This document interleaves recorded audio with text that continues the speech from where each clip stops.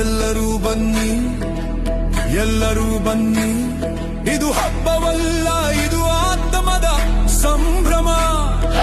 ದೊಡ್ಡ ಬಸವೇಶ್ವರರ ಆಶೀರ್ವಾದ ಹೃದಯ ತುಂಬಿಸುತ್ತದೆ.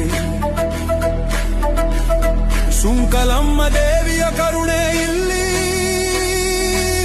ಹರಡುತ್ತದೆ.